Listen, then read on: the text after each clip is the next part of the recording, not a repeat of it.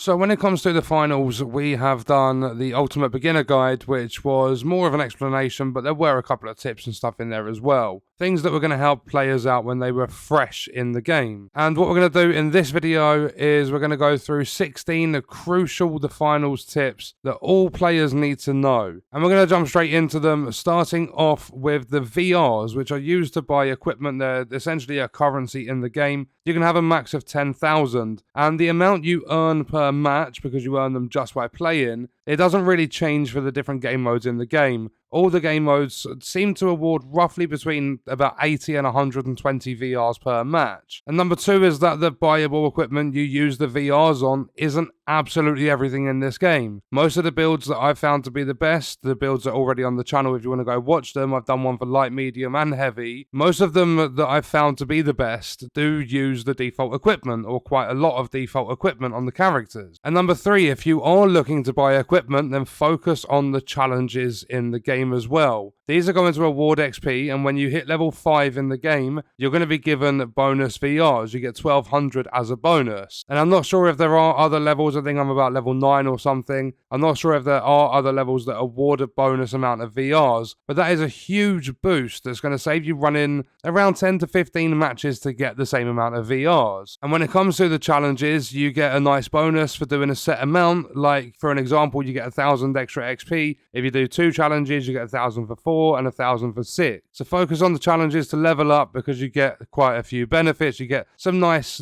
bits of clothing and gear and stuff for your characters, and you also get some VRs every now and then. Then number 4 is to try and balance out your team. You don't want to go into this game like everyone running heavy builds, and you don't want to do the same running light or medium. Builds are going to synergize with each other, so try to find that balance, because teamwork is 100 times more important than a lot of players are going to sometimes think. Sometimes it can be quite funny to have a full team of 3 heavies running around destroying absolutely everything with their sledgehammers, but then you're going to get a team that might have a heavy and a medium. The heavy's doing all the damage, the medium's using the healing beam to keep them alive. The team that's full of heavies is going to get battered. So try and balance out your team whenever you possibly can, really. And then number 5 is, it's so important. Stick with your team when you're in the match. It's probably the most important tip I could give to players. The amount of lone wolf players that I've seen in this game is crazy, and they very often die, and they die incredibly quick. You are going to have a much better time for the objective in the match so you can get the win, but also for kills if you stick with your team. Other players are going to help you out that are on your team. You can help other players. It's just beneficial to stick with your team and not try to do every single little thing on your own. And then for number 6, you do have reserves. So you've got your main loadout, and then you've got reserves, and these can be switched out at any time during a casual match. You can't switch them out during a ranked tournament, but you can switch them out during a casual match, so make sure that you take advantage of them. If you go into a match and you find that a team's camping the objective every single time they can, and you're running in with the M60 on the heavy class, maybe switch out for the flamethrower if you've got it unlocked, obviously, because then you can just run in and burn everyone. There's a lot less risk. You're going to deal with a lot more damage. So don't just leave the reserves sitting there doing nothing. Make sure you're actually putting important stuff into your reserves to use in matches. And then number 7 is, don't always play aggressive. The game is fast-paced, granted, but everyone is going for the same objective, so maybe try and be a little bit more passive. Maybe wait for other teams to reach the objective, then kill them all. They're going to then have to sit there and wait for the respawn timer whilst you go and grab all the money. Each match is going to be different, but I would say don't always play aggressive. Don't always try to be aggressive. Chill it out a little bit, stick with your team. Just let the match flow naturally, because you're going to have a much better time. Then number 8 is, this game has a gigantic amount of verticality,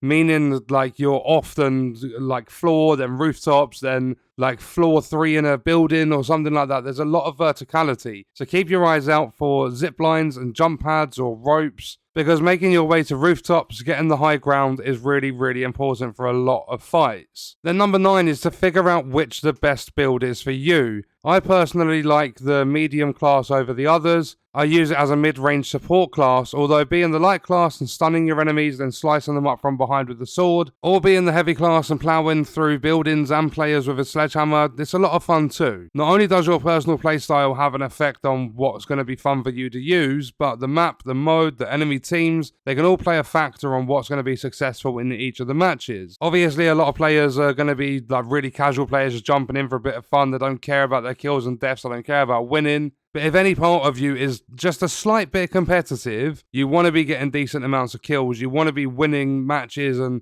like playing the objective and stuff, then make sure you are figuring out your builds. Don't just run in with random stuff. Try and find things that synergize and balance your team out. All the stuff that we've spoken about in the video already. So number 10, one of my favorites, mines are your best friend. Gas and explosive mines work amazing. If you have these available and you sit them on the objective, they can clear out players, they can keep players away. Like if you're, for an example, you're playing the ranked tournament, if you're at the cash out station, you currently own it, other teams are trying to claim it, you stick a gas mine on there, a player's going to get close, they're going to set the mine off, the gas is going to scare them, it's going to buy you a little bit of extra time. The explosive one's really fun as well, blowing the shit out of other players. So it can clear players out, it can keep players away, it helps you in so many ways using mines. It also makes it easier to grab some money, and therefore you're going to have a better time to win the game. It's going to become a lot easier. Then number 11, thermal vision is a really, really good gadget to use. Not only does it take a lot of the interference off your screen, it pretty much goes black and white, you can only see heat signatures. But with the thermal vision, it can see through smoke. So if you've got it available in the match that you're in, and players are chucking loads of smoke grenades around, use your thermal vision. It's going to give you some really good plays. You can get extra kills and stuff. Players can no longer hide. Then number 12 is that the heavy class is the absolute best for destruction.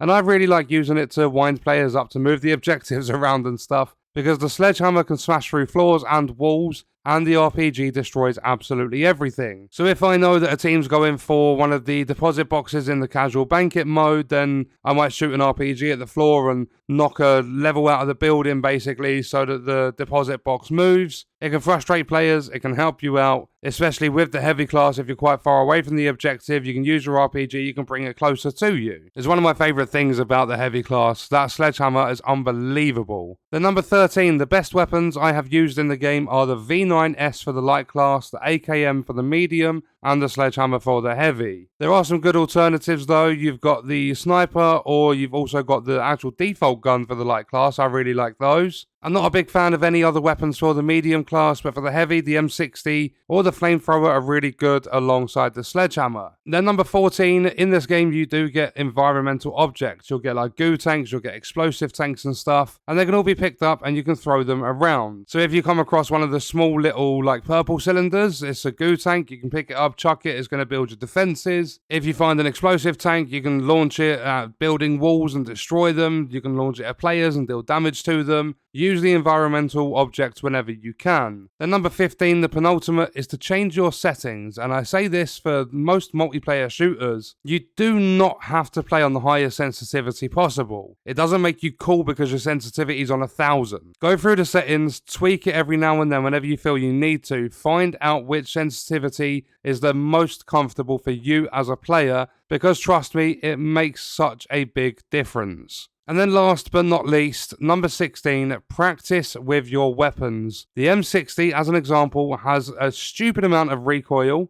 but it is really powerful. So if you are not used to a weapon, then jump into practice, get used to the weapon, because it's only going to help you out. And that was my 16 crucial tips for players in the finals. If you have any extra tips to add, then do share them in the comments. And on that note, we are going to leave the video there. If you enjoyed it, leaving a like is appreciated. If you wish to support me further as a creator, there are links in the description. Let me know your thoughts about the video in the comments. And if you want to watch more, you can click the video on screen. All support on the channel is greatly appreciated, and I hope you enjoyed it. Thank you for watching.